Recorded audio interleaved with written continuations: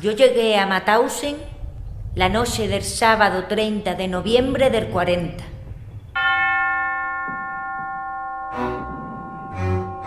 Allí había muchos judíos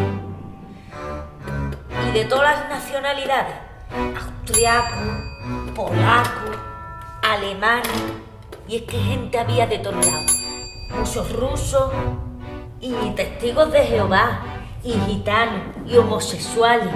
Algunos eran médicos, otros escritores, había hasta ministros. Y muchos críos. Muchos que no tenían ni los 15 años. Y yo, Manolito, bueno, Manuel Díaz Barranco, que yo ya tenía 19 cuando entré, aunque a mí me llamaban el Lenteja. Allí mataron casi a 300.000 personas. Y no solo se morían en las cámaras de gas, también se morían de cansancio y de pena.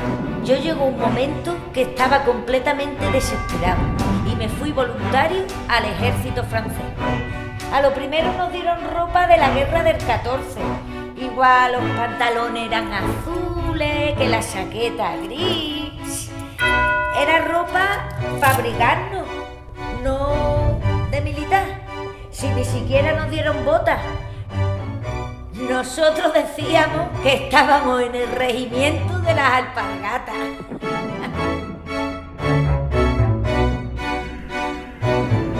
Ahora que yo no cambio nada de lo que me ha pasado en la vida, porque si yo no llego ya a la guerra, yo no hubiera tenido los 6 hijos y los 11 nietos tan estupendos que tengo. Una nieta, la Isma, se dedica al teatro, que yo he ido a verla actuar y todo. Y es que la guerra es una cosa que sirve para muy poquita cosa. Yo he comido gato, yo he comido perro, yo he comido hierba, yo he entrado en las casas de las personas a robar.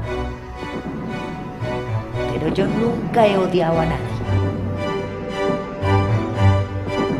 Yo me salvé en Mauthausen porque tuve suerte, porque aguanté y porque lo que allí hicieron alguien lo tenía que contar.